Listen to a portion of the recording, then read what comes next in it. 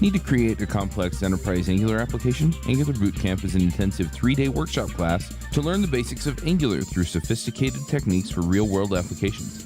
We target Angular 6 and the recent versions, with much of the curriculum is suitable back to Angular 2. Or go beyond the 3-day class with a consultation or project launch with Oasis Digital, the team behind Angular Bootcamp. We can assist your team or launch your project with advanced Angular topics including scalability, data flow, state management, full stack product design, and more. Contact us for a private class at your location or buy a ticket for public classes in various cities around the US and occasionally in Europe. Online live instructor training is also available at angularbootcamp.com. Hey everybody, and welcome to another episode of Adventures in Angular. This week on our panel we have Aaron Frost. Hello. John Papa. Hello, hello. I'm Charles Max Wood from devchat.tv. Alyssa just joined us. Alyssa, do you want to say hi? Hello, hello. We also have a special guest, and that's Dan Muller. Hey, people. Do you want to introduce yourself real quick? Sure. So I'm a random guy. I used to work at Google, and then I got bored after making a whole bunch of Angular applications. So one day I randomly messaged Victor, and I started working at NRWL, and that was fun. And then one day Victor got up in the middle of the like a Saturday night, and he had this really cool idea to make a product, and so he coded it up over the weekend. And then he said, "Hey Dan, look at this thing I made. It's really ugly. Can you make it pretty?" And that thing is now Angular Console, and that's basically who I am. Nice. So do you want to kind of give us the elevator pitch for Angular Console? What it is sure. Besides pretty? Well, it's mostly pretty, but besides that, so Angular's had this CLI for a bit, and we all pretty much like it or love it. I don't know. It like generates code, and nobody likes copying and pasting code, which is at least how I like made Angular apps before it existed. unless of course you're Ward Bell, and then that's what you love to do. So we got that out of him a couple of episodes ago that he still doesn't use ng generate. He still copy and paste. So well, to each their own, even if some are wrong. And Yeah, I'll save Ward the trouble. Alyssa, get off his lawn. I'll admit, like, one of the parts of working at Google I missed the most is I had all this code I authored, and I would know exactly where it was, and I would just like copy and paste like patterns that I'd done before. And without that, I'm just much worse at my job. Anyway, I was talking about console. So yeah, we stopped copying and pasting code, some of us, and we use ng generate to generate code. But sometimes it's sort of hard to like know what all the flags are, or like you misspell them and then you feel dumb. And if you're a newbie, it's sort of like, I don't know, there's a learning curve, and that's sort of a drag. Nobody likes that. So basically what it tries to do is it tries to make it like easier for novices to know like what you can generate and like what options are available for you. Because it just, instead of having to like read a man page, which is kind of intimidating, especially if you're on Windows, where using a terminal even a little bit is the worst experience of your life. Instead of doing that, it's like nice, pretty GUI, so it makes you feel nice and comforted and holds your hand a little. And it's also like a tool that I use as like an expert, just because I constantly misspell things and I want to go fast, and it just makes sure that I don't do anything wrong. And it's like, it's focused. Like when you have a terminal in front of you, you have like, it can do anything. And so it can't really be focused to any particular task. It's this Swiss Army knife of a tool. But when you're in console, you're gearing up to work on one specific project, and it's kind of hard to leave that context. And so it keeps you focused, or it keeps me focused rather. Oh, but yeah, it's a CLI on top of it's a GUI on top of the CLI. I think I forgot to mention that. That's an important point. So I'm pretty quiet right now, and let me explain why. Because I just installed it for the first time. Nice. I'm working on a project for a client, and I've been in the CLI a lot recently, doing a lot of NGG things. And so I'm looking at this thing, and I can see how it could be really helpful with its UI, and I like. I don't know. I like a lot of what's going on here. This is actually pretty cool. For a lot of people who are listening, you're not getting any of the visuals here, but get in there and try it out. Because one of the things I'm looking at right now is the split view, where I can generate a component or a module or a service, but on the bottom it's got like this terminal output, right? You know what I'm talking about, Dan? Oh, I know what you're talking about. Okay, what's that called? What's that many a night? Oh, that's the. I guess I'll call that like the generate screen. Okay. So I'm sitting on that generate screen. I literally have a terminal on next to my IDE where I generate things from, and so this can like literally sit there, and I always have to throw the dry run flag on, and I always forget to put it on. So I always am generating stuff halfway before it's ready, and so this actually could really, really help me out. This is actually pretty cool. Yeah, it's kind of nice. Like basically, as you're building up the commands, you just get the dry run results all the time because it constantly runs them, because you couldn't do that as a human because you're typing, and it would be insane for you to like hit the enter key and then copy and paste the commands into a different terminal to continue writing it. That's just not something we can do because we only have two hands. But this thing, like as you build up the command, you can like sort of see like what files it'll produce. And if you see a couple you don't like, you just tweak the flags and they go away. Or if you see one that's missing or you targeted the wrong module, you're like, oh, that seems wrong. And then you go to like away from the terminal and you have the flags right above it. And so you can sort of just tweak it a little, get it to how you want it to look, and then you hit the run button and it all just kind of comes together. Or at least that's what I try to tell myself. So what exactly is it capable of? I mean, it does everything that the CLI does, if I understand it correctly. Yeah, it's basically like it's running the CLI like verbatim under the hood. And at first, like on our first iteration, I didn't really intend for it to be much more than just a GUI for everything the CLI could do, which is mostly like generating, but it's also like ng run and ng serve and ng test, ng builds, like all of those ng commands. Anything that has like a builder or an architect definition, it actively, like every second or every like 10th of a second, it parses your angular.json, sees what's in it, so you can like live tweak it and the thing live updates because it's just polling, all the time. And it just sees like what projects you have, what apps you have, and anything that you could do with the CLI. It just presents to you in a way that I think is nice. It also is looking at your package JSON, and it lets you run any scripts you've got in there. So like I have some custom scripts that are showing up in here that I can just run from this UI as well. Oh, yeah. So what did you do just now to install it so people at home can quickly? Yeah, good question. Sorry, I should have said that. So I went to angularconsole.com and there was a welcoming download button, and I clicked the download for Mac link. So Noise. Yeah. If it weren't welcoming, would you have clicked it? No, I wouldn't have. I don't install unwelcoming things. Like if it had like a harsh white to black gradient button, that kind of thing. Yeah. Yeah. Frosty has some standards. Yeah. It's only 66 meg too, like at least the download for Mac. So I love the fact that it's so tiny. Yeah. Yeah. I mean, tiny. Like most of it's Electron. Like if it wasn't for Electron, almost all of it's Electron. I built Electron apps, and like you're trying your hardest to keep your bundle efficient, and then your users install it, and you're like, Jesus, this thing's gigantic now. So in comparison, VS Code, probably the most popular Electron app, is about the same size. So yeah, you're going to have a little bit of size there, but still, it took a whole 11 seconds to download on my machine. So yeah, like I'm so jealous of Linux, like where Electron can be like this common thing used by many packages, and all of a sudden things get really tiny. But nobody uses Linux, so like it doesn't matter. Like none of us will ever reap the benefits. So there's some really simple things this can do. I'm gonna just go through and kind of talk it out, okay? And Dan, obviously you're the expert here. Oh, sure. So like I can see all my projects. So if you were in a project like an NX workspace that's got multiple projects, you can see them all.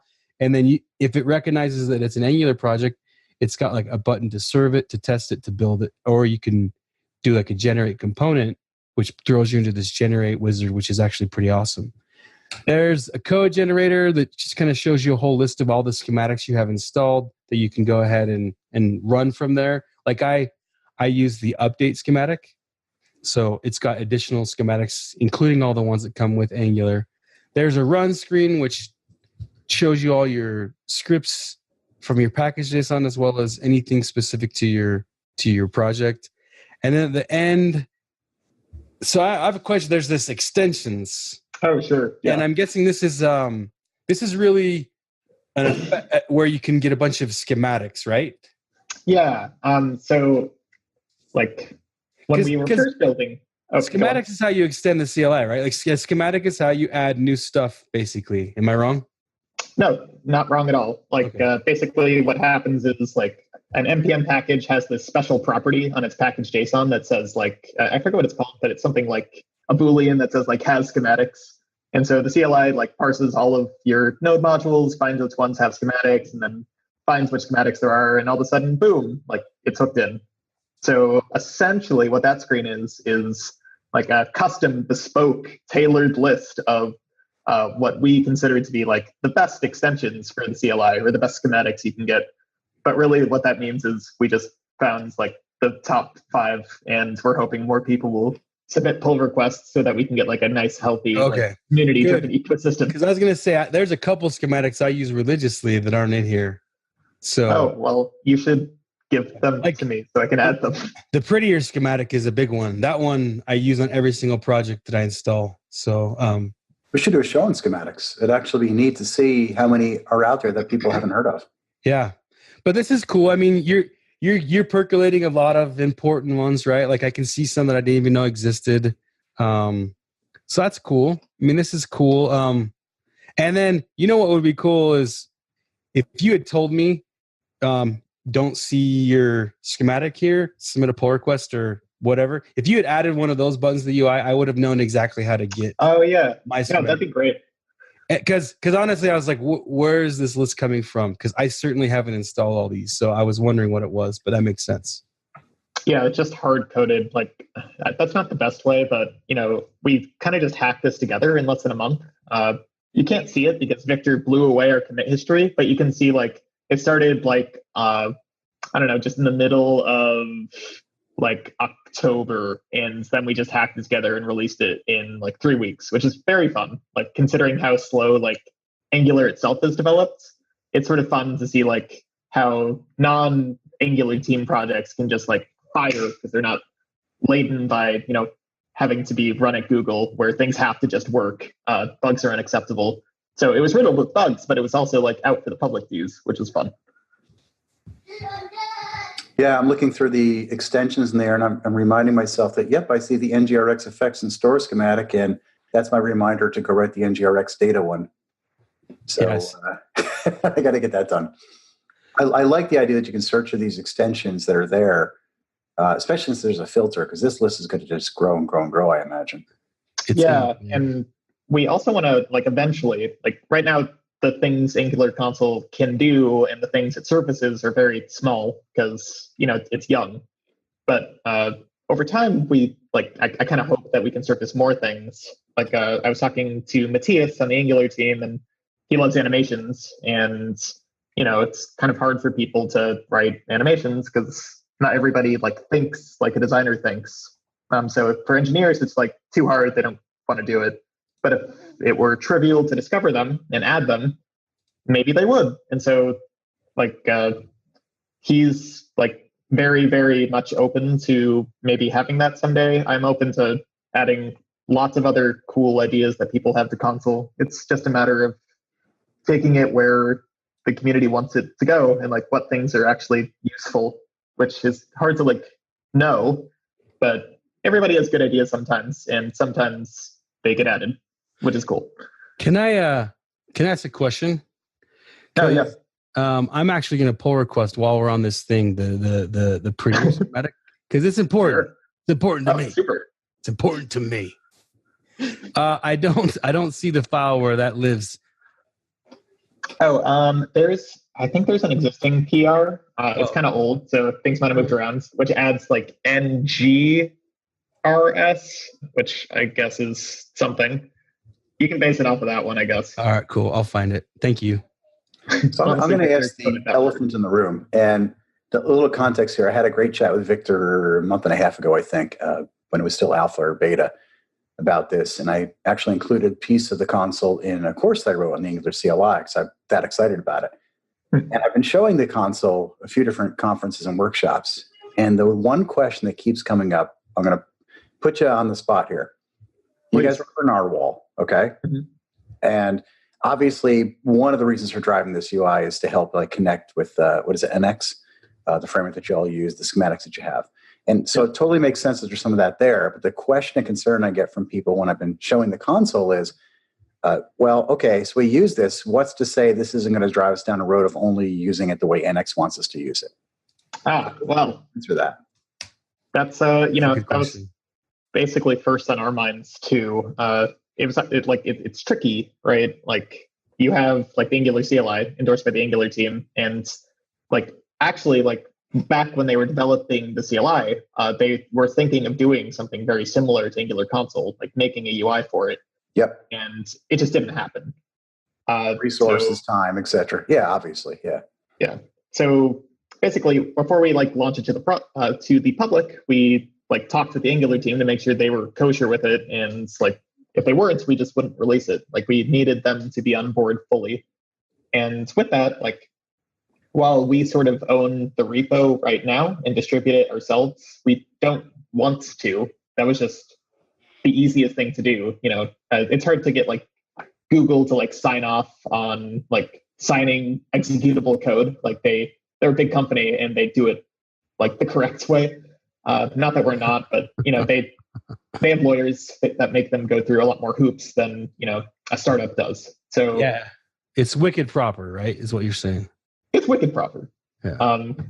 So like eventually they will own they will have ownership of like the code base, and they'll be the ones distributing the binary, and they'll be in charge of the release schedule. So like we will like still be developing it actively because it's my baby and I love it and I'll never give her up. And we'll have like our own siloed code base of like things that basically we call them like extensions on top of Angular console. The Vue CLI is a really good like extension pattern that I think is really, really neato, where like they have this like base CLI and you can add packages to it that add functionality to their existing GUI. Because they have it's mature enough, they have abstractions and they have a proper API for it. And while we don't have that yet, we're trying to figure it out by sort of having like our NRWL code live in a siloed code base away from console so that it's not polluted by our NRWL like things. And so they're maintained independently, and basically like you don't really have to worry about it only embracing NX, because all the NX stuff should be siloed away in an extension. Yeah, it should just be schematics on top of it that you can use, and it's just another choice, I would assume. Like so far using the console, when I see it, I mean, NX is in there and I can opt in or not use it. But what I like about it is it really is just a nicer way to use the CLI to kind of see a lot of things together, to preview stuff, to add extensions. Like finding extensions is hard. Like if you didn't know that prettier extension existed before Aaron said it, where would you go find it? Yeah, exactly. So this stuff, I think, probably more, right? Probably. Yes, I guess as long as NX, and I guess my answer has been for you, as long as NX and it's fine NRWL, but in collaboration with the Angular team, as long as NX still stays an option in there and not something that you must choose, I mean, that's the way it's going to be, right? Yeah, like we like decided pretty early on that we weren't just going to use console as a way to shove NX like into people's lives. Like that has to be a choice. So we sort of had to come up with a different way that that console could be useful, not just to drive like our own products, but useful in another way. And so what we're building is like the sort of way that you can reach out to us. Like we're a consulting company, so we're smart theoretically, and you can ask us questions. And like we have a lot of experience like making Angular apps at like huge scale. And if you're a startup, you might not. And console's a good way to like, you're in the midst of making your app, you might see a bug in there and you might want help with it right then and there. And if nobody around you is there, we are building a little thing called NRWL Connect, that allows you to like chat with us. And like a NRWL engineer will get back to you with the solution that we think is the most proper. Yeah, I saw it. I was going to ask you about that. That's new since the last time I looked. It's in the menu item below Workspaces, is NRWL Connect. Does that mean like I get you for free? Not for free. Obviously, we need to make money. No, You're John Papa, a deep discount. Yes, you get the John Papa discount. That's pretty cool. Yeah, so you can press a button and it just it wakes up Victor in the middle of the night and he gets on. That's pretty cool. Yeah. Nice. Like I normally have to pay Victor $10,000 a minute. He's an employee. He's just a very important man with very important time pressure. And we probably should step back and say Victor is one of the co-founders of NRWL, right? Victor Safkin. So, he's just a wonderful human being. He's great, brilliant, and he was on the Google Angular team for a long time too. Yeah. And what I heard Dan say was when you click that NRWL Connect thing, it gives you Victor's cell number. Yeah, and his social. It's a Canadian social, so it's not nearly as useful, but it's still there for you. So I wanted to ask you, you were talking about how you had lots of ideas for what you thought console could go. Do you have anything in the works for like next steps that will for sure make it? Yeah, I'm working on some right now. So basically, I was not very ambitious when I first started the project. Like you can kind of see that in how it's designed. I'm a teeny bit ashamed of it. Like despite it having cool animations and looking pretty, it's not like a very like huge desktop focused client application. Like you might say Visual Studio Code is, where like you sort of want it to be as full width on your screen as possible because it's more effective that way. Right now, the tool is effective, like kind of small. And when you make it bigger, it just kind of looks bigger and nothing changes about it. So one thing I have in the works is to like make this a proper like place where you do all of your Angular work. And what that means is like making it a lot more designed for desktop. And so one of those features that I'm adding is like adding background tasks. So you can sort of run like your dev server and test and lint all at the same time and have the results of those tasks like always be present for you and sort of have like a cache of like the commands you run like all the time. So you don't have to like click around for them. They're just there, like reducing the number of clicks to get you up and running. Like if you just opened your laptop, you would just open Angular console. The button to start your server is right there because you ran it last time. The button to test is right there because you ran it last time. And if you work in multiple repos, like I want this to be like, I want you to be able to work in multiple repos with not very many clicks, never lose your visual context of where you are. So those are the things that I have plans like for the immediate future. Very cool. Is your job search stuck? Maybe you're not getting any interviews with employers, or maybe you are, but no job offers. Or you may be new and not even know where to start. This is Charles Max Wood, and I'm releasing a new course and ebook on how to find a job as a software developer. The course walks you through the process of finding the types of companies you want to work for, getting their attention, and putting your best foot forward as the candidate they want. I've coached dozens of developers in looking for jobs and have been able to help several people find jobs within 2 weeks to 2 months. So whether you're new to development, can't find a great job that fits what you want, or are looking for remote work from an area without a strong tech community, I can help. Go to getacoderjob.com and sign up today. So why would somebody use, because I get this too, and I have my own opinion, but why would somebody use this tool who already is very familiar with the CLI? Like if you like the CLI on the terminal, what does this tool offer to them? Oh, I have a delightful answer for that. So like I had this really fun experience when I was first making console, like when it couldn't do much, like it didn't have the extension screen or the task screen or the like quick command screen. But even still, like I needed to generate a new component. I think I needed to make like a dialogue for creating a new workspace or something.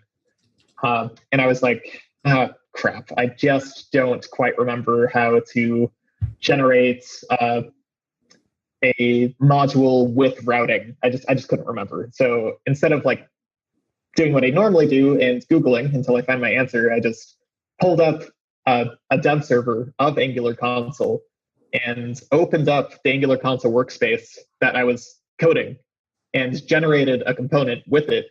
And it live reloaded the thing that I was coding at the same time, which was just a magical moment for me because I was using what I made to make what I make.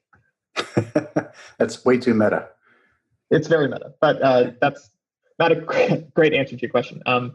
Basically, it's just you don't want the cognitive overhead of having to remember CLI commands. Like, it's not worth your time to learn them.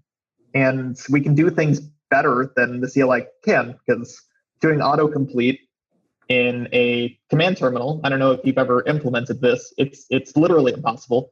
The brave gods who have done this to get autocomplete, they are just so nice. And there's 5 people in the world that can do it.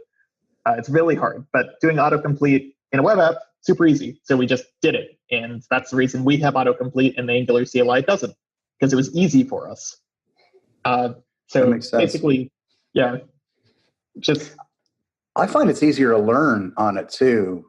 For people there's a lot of people who go into Angular, React, Vue, etc., who don't have, or maybe just don't desire terminal as much. They're coming from Visual Studio or IntelliJ or other kinds of tools, and they want that UI. And I think it totally makes sense for them. But also, when I teach Angular, one of the first things I do is teach the CLI. And the only real friction I've gotten back in that is, hey, I've got to install this thing. And after I install it, I've got to learn these commands. And so just like you're saying, having to know those commands when you just learned it, and you're like, wait a minute, there's ng build and serve, and then there's test and E2E, and what are the 20 flags that go with that, and how does that work again? And that's why I kind of like the UI as a good starting point. Yeah. And then kind of come back, and I fly through the terminal now with my commands, but even though I use the terminal a lot myself, I've still found myself using the console just to look at things like the extensions. To say, oh, I want to add this thing in. It's much easier through there, in my opinion. It's interesting because the CLI is already abstracting multiple things. Like it's pulling you out of Webpack, it's pulling you out of the terminal. Thankfully, on the Webpack one, by the way. Yeah, and it's stopping you from having to right-click, create file, fill out the component header, then add it to a module so it's provided and exported. And you know what I'm saying? So it's already abstracting and speeding it up. So now you've added a UI to it. And I think it's going to be attractive for different people. I think there are some people who are going to say, I got this, how I got it. I think there are other people, whether you're John Papa and you're teaching a class to people who are trying to learn this for the first time, and maybe it's easier that way because you can do it on screen. I don't know. I just think that certain people, I think it's going to be a polarizing tool. Some people will not be interested and others will really like it, I think. I don't think it's exclusive. It's not an either or. I use both. Yeah. I use the CLI for a lot of it, but then the console for a couple things that I find easier there. Yeah, I was going to say, I would probably try to do things that I'm used to doing on the command line with the console, and the things that I like doing on the console on the command line, and just kind of figure out how it fits into my flow. And, if I have 2 tools and one of them works well for one thing and one of them works well for the other, as long as I don't have to thrash back and forth between them, I think you could wind up using both of them. Yeah, I think so too. I think one of the main reasons to use it now is because you have the documentation in line about the schematics, so you don't have to pull up or you don't have to do -h, and you don't have to do dry runs because it does it for you. So just having that is one scenario where you'd use it now, and I hope to add more scenarios over time. But it's just, I guess, a nice option to have in the meantime, and hopefully as it becomes more mature products, there's plenty of more reasons to use it in the future. So where would you recommend people go to voice their desires for new features or exchanges? Is the issues the right place? Yeah, issues is definitely the correct place. I'm looking at the issues every day now, and some of them are really, really good. One person had this idea, sometimes I am looking at my thing, that my app that I'm serving in the browser, and I lose track of Angular console.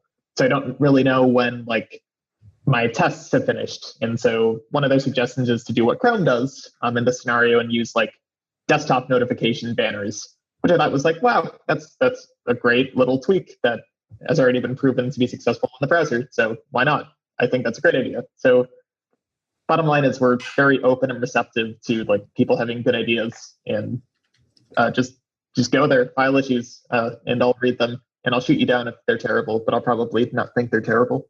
It's because you haven't seen my issues yet, bro. That's true. Aaron's got a lot of issues, so Yeah. So one thing that I'm wondering about with this is, was it inspired at all by the Vue CLI UI?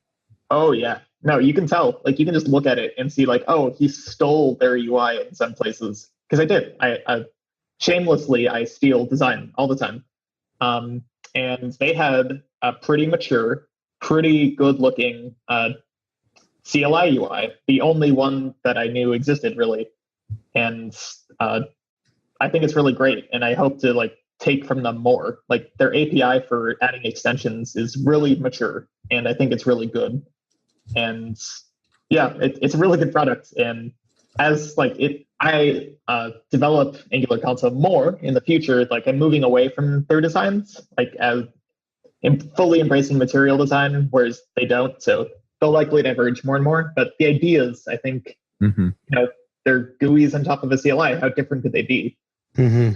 Yeah, well, and it's interesting too because I've seen, you know, depending on who I'm talking to, some level of, I guess, rivalry, for lack of a better term. But, you know, so somebody who really loves Angular, you know, will be like, oh, well, you know, Vue, blah, blah, blah. But I love the idea sharing between the frameworks. It's like, hey, they did something and it'll benefit us over here too, right? I'm not interested in necessarily switching frameworks, but I can get some of the good stuff over there and bring it into what I'm doing. So let's bring up a really big question there, because the Vue UI, the biggest difference between that, I think, and Angular console is that the implementation is in one Electron and the other one it's a web app. Yes. So can you talk about why and pros and cons of those? Yeah. Well, like because this is Electron, it also is a web app. Like when I develop it, I do it in Chrome just because it's a little bit easier, like to get the dev tools there. So like we could have done it either way and still can really, but the reason that we went with Electron is mostly because someone had done that to the Vue CLI too. They had like just wrapped it in an Electron wrapper and it just looked more beautiful and it was like sitting in my dock. And there was just something about that, like having it like be an honest to goodness web app that just felt really good. Like the whole experience just felt more mature. Like not having to like open a terminal and like fire it up and like have this thing like sitting at localhost. It just didn't feel professional or good. Like there's a certain level of polish you can get when you own the entire Chrome of the application, and you can like definitely retain users' focus more. Like if they're not flitting between tabs, they lose your application because Chrome is like the thing that they're using for like 20 different things at once. They're reading blogs while they're working because they're not good employees. They're like on Twitter. Somewhere in there is the app they're serving. And if Angular console was in there too, it'd probably get lost, you know, just one of the thousands of browser tabs. But when it's an app, it's just there. It's in your dock and you know where it is. Yep. I love it. I had to do a quick Google search to find the Electron version because, yeah, I agree with you on that. Yeah, although I do like that this Electron, but I also really like that the Vue CLI, that it is web. And for some reason, it just feels like I'm in a web app and I'm building a web app, so it's kind of nice to have a web tab open. So I don't know. I'm currently torn on that. Well, is there any reason you couldn't run the Angular console as a web app, though? No, you can right now. You just like the discoverability isn't there. But when you like launch console, what it's doing in the background is it spins up a server on port 7777. A GraphQL server, no less. So you can actually hit the GraphQL endpoints yourself if you really feel like it. And it's also spinning up like a server to serve the application. Like we have two servers and you could load it up. I forget what port it's on, but if you do it, you just open it up in Chrome and it's the same thing. We don't really use many Electron APIs at all because we don't really need them. Like we're just like running your terminal, and that's really most of what we need. I think I'm going to build a command line interface that takes advantage of the GraphQL API in the console app to run my Angular CLI. Yeah, and I just proved it out. I went to localhost 7777, and there it is. Very cool. Yeah, theoretically it's useful. I don't know, like it's basically just parsing your Angular JSON for you, but who knows? Maybe that's good. What port did you go to, John?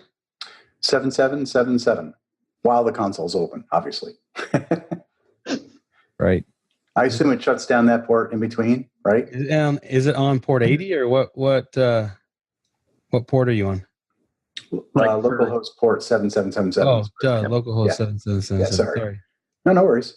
So, Max, it shuts it down when the console's not running, though, right? Oh, that's legit. Yeah, like that.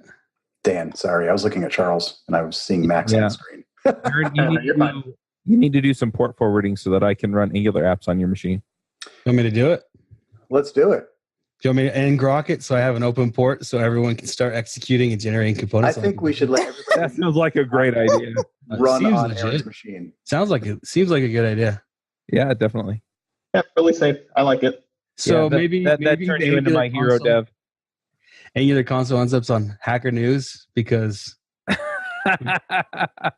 someone opened up their ports and got hacked. That's literally the dream. Like, if that happens, my life would be made as a developer, and I could retire. Any news is good news. Yeah. So there's the Hacker News that has Frosty's Angular console up, and then there's another Hacker News article that says that Frosty has more Angular apps on his computer than anybody else ever in the world. Yeah, I could win. I could have a title. That's right. I could be the best at something. So I submitted that PR for that for that thing, and it's kind of exciting that you guys are so open to getting help on this. But I'm kind of a fan of this tool, especially for, I think the people that are attracted to this kind of idea are going to absolutely love it. Well, that's great. I'm glad you guys like it. We have certainly more things like that we're going to add to it in the future that I think will make it even more attractive to use. There's a new NRWLian. His name is Jack, I believe. Yep, Jack. Is to you. You guys call yourselves NRWLians? Oh, it's a. We do now. I'm making it official. We're all NRWLians. Wait, so that's you making it official, not everyone else on the team? Look, it's on the podcast, so it is official. It can't be NRWLers first. If it's NRWLers, they're people that kill narwhals, so it's not cool. So it's got to be something besides the go-to name. All right, I'm making it official then. We're the official podcast of something. That's so cool. Anyway, yes, a fellow NRWLer named Jack is again taking inspiration from the Vue CLI, which does something really, really cool when you build your application, and it shows you this kind of cool infographic of your bundle and where the different chunks came from. This came from moment.js and it's this big, 20% of your bundle is that, and 20% is your actual client code and all that. And we call that structured output. You take what's in the terminal or any metrics you can get about it, and you put a really nice GUI on top of it to make it useful. And that stuff already exists, right, through Webpack, and you should be able to expose it through the console. I've run it, and you can tell the CLI give me the output, and then you have to run the Webpack bundle analyzer to get the view that you're talking about. But if you build that all in to where someone who doesn't know how to install the bundle analyzer and they don't know how to put that extra switch on there to get the analyzer, that would be actually really valuable for a lot of the Webpack analyzer, they're heathens and they used React to make their analyzer app. So we can't use it. It's garbage, trash, and I won't touch it. So heathens. Yeah, those dirty Facebookians. Just I don't even know where they get off. So one thing that's I'm going to work with Jack to do. How dare they write something for free in React and give it away to the world, right? Right. You get it, Aaron. Yeah.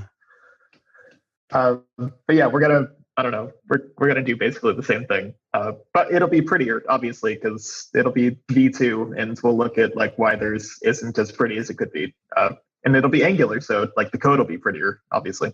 Yeah, I like it.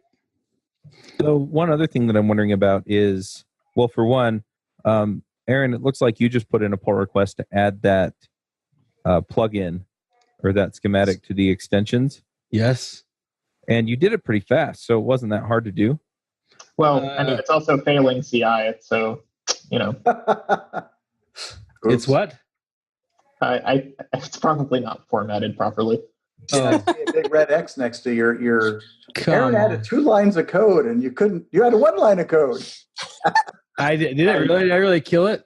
You're just 1 yarn format away from me live merging this on the podcast. Hold on, dude. Awesome. We got to fix it live on air. Come on, Aaron. Hold on, let me find it. It's a space problem. Aaron sounds I know what it exactly is. like how I sound when I I'm know what it programming. is. My line space is too long. Sorry. I'm making one more edit. Oh, no way. It's your line spacing? My line space is too long, yeah. So you have a linter in your CI? Someone does, yeah. They do, yeah. Yeah. I just fine-tuned our CI yesterday. It went down from 8 whole minutes, so long, to 4 minutes, 45 seconds. So theoretically, 4 minutes and 45 seconds from now, we'll have a new extension. Wow. Nice. I'm a podcaster, so that makes me a math genius. That's like half as long. That is like half as long. Yeah. I felt really, really special. Victor said I did a nice job, which always makes my day. Any compliment from Victor kind of just makes my life. Yeah. Well, the truth of the matter is it makes me half as likely to go check Twitter between builds, right? That's true. I committed this change, guys. I mean, All right, let's go back and see. I think we're cooking with gas. I don't know. Is it like green light, green arrow? No, I mean, it takes a second. Oh. It takes 4 minutes. Yeah. Sorry. 45 seconds, of course. I'm just failing live. That's okay. That's what CI is for, dude. Well, I used the GitHub web editor is what I did. I didn't actually like fork. I see. Why is that failing at live? It was a space issue you had to fix. Come on. I use the editor in the web a lot too, because it's like otherwise you got to clone it locally, pull it down, make your 1 line change. For a change like this, totally cool for you to do this. Yeah. Now we're all watching. I know. Yeah. 3 minutes to go. It got boring, right? The podcast sucks at this point. Chuck, can you sing a song while we wait? Oh, please, Chuck. Oh, please Oh, no. it failed again. Dead. Yes. Oh, wait. Why? Why though? No, you could just run prettier. Oh my gosh. Yeah. So here's a good question for you. If somebody wanted to make a pull request, is there a contributions page? Oh, there is. Yeah. Nice of you to mention it. The contributions page tells you exactly how to run it, which says run yarn start format check. Yeah. Nice. All right. So basically, we just proved that Aaron and I both don't read. Good. We're bad. Yeah.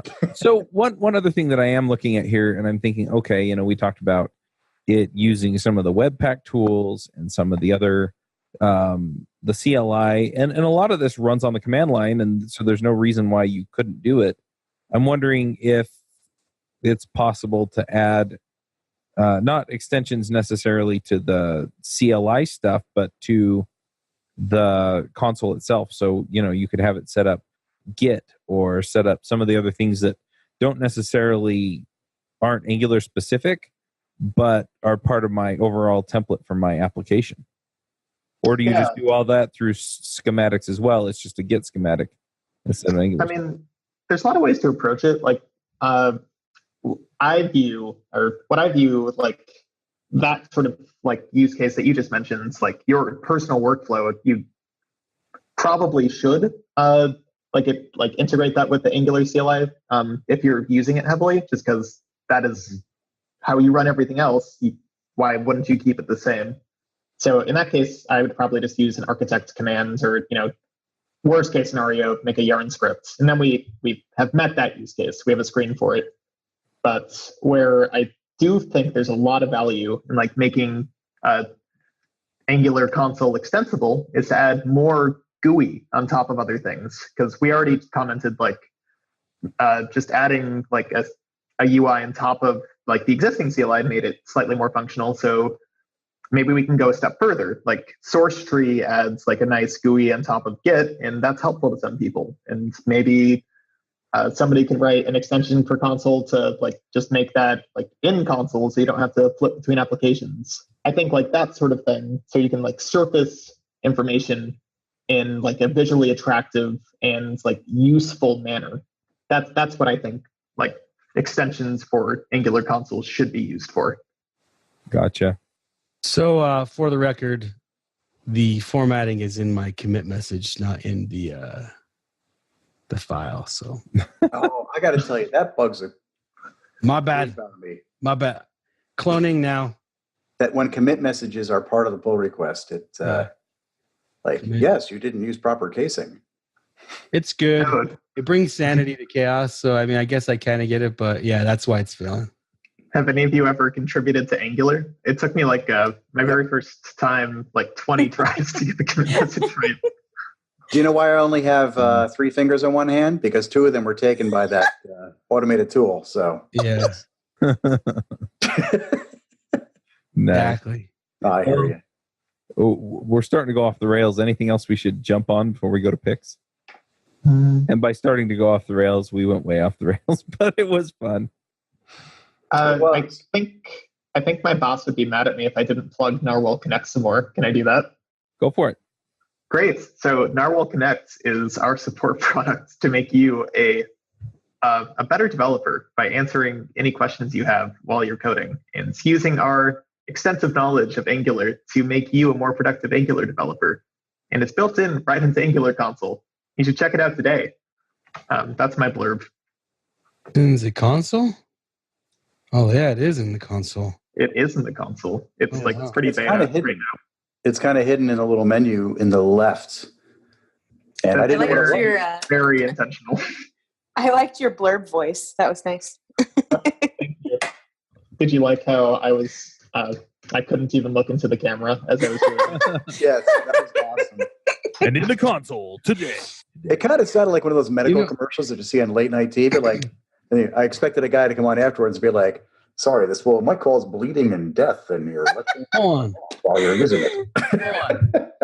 I didn't know NRWL Connect was a thing. I gotta pump this real quick. I one time upgraded the biggest AngularJS project I've ever seen or heard of to be with NG Upgrade when working with Angular. And it took me a long time to do, and I don't think I would have been able to do it if I wasn't personally friends with Victor and personally friends with Rob Wormold. And so Angular NG Upgrade's hard. And there's a lot of problems that I've solved because I have I have connections with some friends that are smart. I think NRWL Connect is a way for people and enterprises who don't have those same friendships to get that same help. So I actually think NRWL Connect is awesome. I think people should get serious about it because they could save thousands, hundreds of thousands of dollars with a couple phone calls once in a while. So this is actually huge. Yeah, it definitely it sucks to have to answer a question that somebody else has answered in an effective way, and they already went deep on it. Like you sink, I don't know, potentially thousands of dollars into doing POCs, and mostly you waste your own time. Like you'd rather be implementing than going down a couple tracks that just don't work. And that sucks. So It sucks also to have a question that only people who wrote Angular can answer. And that's that's one of the benefits of NRWL Connect. A lot of these people like Jeff and Victor wrote Angular, and I'm managing that you're gonna be able to tap the whole NRWL team to answer some of these questions. Yeah. And I fingers crossed, Tor and I are helping Alex Eagle integrate Angular and Bazel together. So I'm hoping people might use Angular Connect to ask us about Bazel so that we can all get really happy and be hipsters together, all using different build systems, and then we can go grab a beer after. Yeah. All right. Well, let's go do some picks. I've got to take off. Do you run your own freelance business? Or maybe you're thinking about picking up some business on the side? Well, then you need FreshBooks. FreshBooks is the quickest and easiest way to get invoices out to your clients. It's easy to use. It works anywhere, available from any device on the desktop, iPhone, iPad, Android, and all of your data is backed up and secure. And it makes it really easy to get organized and get paid. You'll be tracking time, logging expenses, and invoicing your clients in no time. You can also save time billing, freeing up several days per month to focus on the work that you love, and you get paid faster. FreshBooks customers are paid on average 5 days faster because there's a link on the invoice that says pay me now. And it's a great way to grow your business. Plus, FreshBooks is offering a 30-day trial. That's right, 30-day trial if you try them out. So go to gofreshbooks.com/devchat and enter devchat in the How Did You Hear About Us section. Once again, for a 30-day trial, go to gofreshbooks.com/devchat and enter devchat in the How Did You Hear About Us section. Alyssa, do you want to start us off with picks? Yeah, I just wanted to say that the library, the component library that I worked for, Kendo UI, we recently had our R3 release. So we've got some cool updates to our components as well as some new components. So check it out if you haven't seen it. And that is all I have for us today. Awesome. I've been playing with it mostly because they sponsor the React and JavaScript and Vue podcasts. Mm. And, So everything but this one. Dang it. Yeah. But anyway, they've got some really, really great stuff that I really, really don't want to build on my own in there. And it's if you know how to use the frameworks, using Kendo UI really isn't that big a stretch. So yeah, I was always surprised when I first got on with the company because I'm one of those people that loves building out things custom. And so I am still surprised by the number of people that I meet at conferences that either don't know how or just have no interest at all in learning how to do like CSS stuff. Like honestly, that's just something they could care less about. And so just having something that's fully tested and works and you can just plug it right into your template, they love that. So yeah, so there are lots of devs out there like that. But yeah, thanks. awesome. John, what are your picks?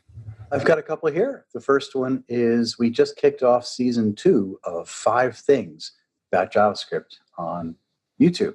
This is a 5-minute show that I do with Burke Holland. We're the co-hosts, and we basically pick somebody to come on the show, and we say 5 things about a particular topic.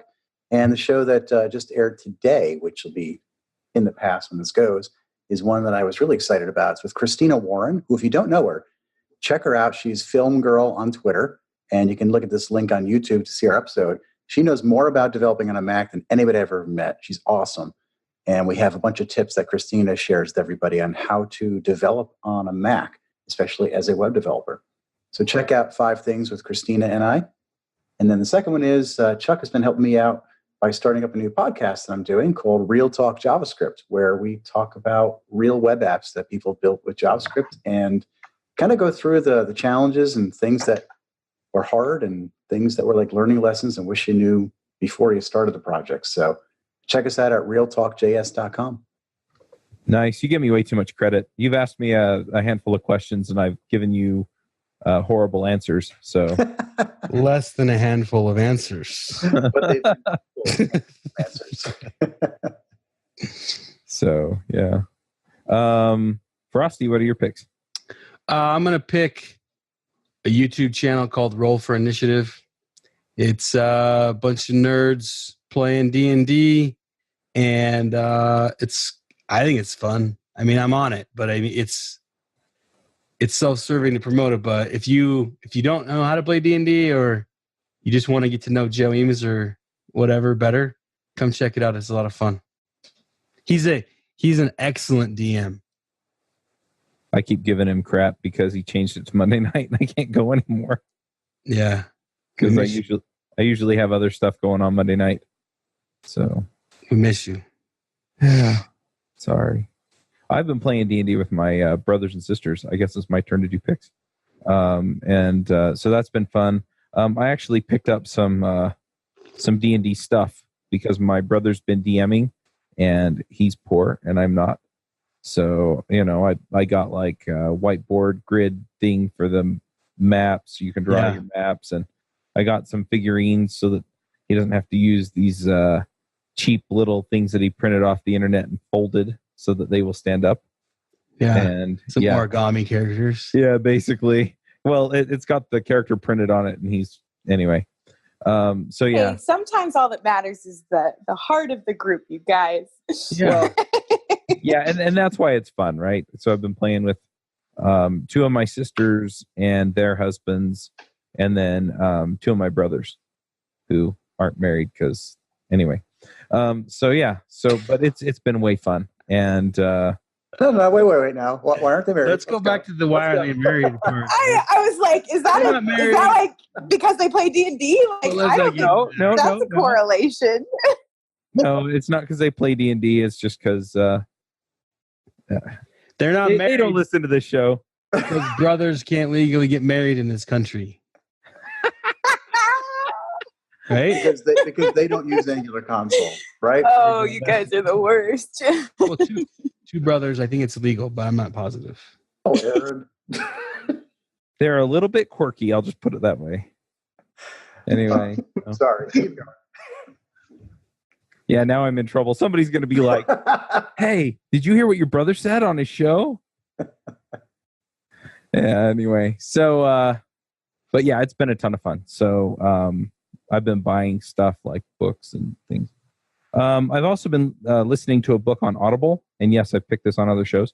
So if you've listened to some of those and you're like, you've picked this like 4 times. Well, I'm Stop on a lot of recycling your picks, Chuck. I am. But this book is awesome, and I think everybody should read it. It's called Extreme Ownership, and it's written by a couple of former Navy SEALs.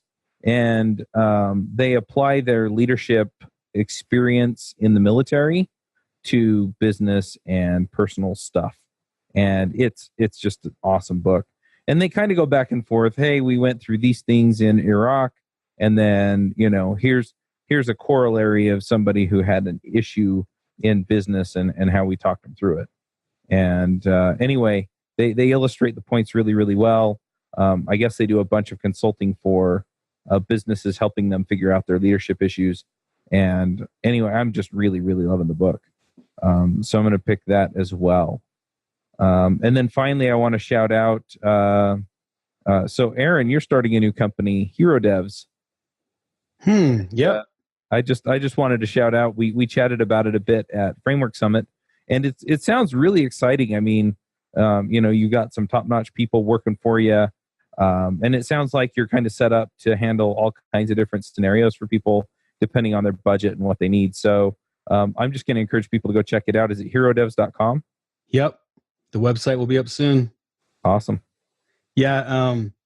I'll pump it another day when the website's fully ready. But yeah, thanks for pumping it out there. We're excited. We're off to a fast start, which is why the website's not ready yet.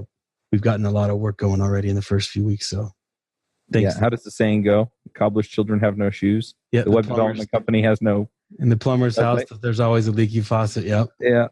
So anyway, but yeah, it's exciting stuff. So yeah. And then I just want to encourage people to go check out realtalkjs.com again. Real talk. Did I get everyone's picks? Dan, do you have some picks for us? Oh, yeah, I got a couple. Here, I'll share the link. I was reading this collection of short stories by Kurt Vonnegut, who's the best author ever. And the collection is called Look at the Birdie. But honestly, most of the collection is of unpublished short stories, and they were unpublished for a reason. Like, they're just not up to par. But one of the short stories in it is called The King and Queen of the Universe. And it's like a really short read. It's like 18 pages and just incredibly poignant. It's like sardonic in a way only Vonnegut can do. And I think it's great. If you're in the mood for like a very tragic story of two people finding love in a really strange way, you should read it. And other than that, I was in London a month ago, and I got some really cool boots. They're called Grinders. And anybody who likes looking punk should get some Grinders boots. And also when I was there, I saw this punk band called the Screaming Females. They're from North Carolina, I think. They're just really good. So if you're in a punk mood, you should grab some Grinders boots and start listening to the Screaming Females a whole bunch. I love it. Very cool. If people want to find you online, Dan, where do they go? It's hard, but I'm basically Mr. Miku everywhere. That's MRMEKU. That's my GitHub handle, my Twitter handle, theoretically my LinkedIn. I don't know. I don't use anything online, but you can shoot me an email. I think I have Mr. Miku at Gmail, at Yahoo, at AOL. You can just pick a dart, throw it at it, and you'll probably hit me. So yeah, Mr. Miku at something, and that's how you can get in touch with me. Sounds good. All right. Well, let's go ahead and wrap this one up, and we will be back with you all next week. Bandwidth for this segment is provided by CacheFly, the world's fastest CDN. Deliver your content fast with CacheFly. Visit CACHEFLY.com to learn more.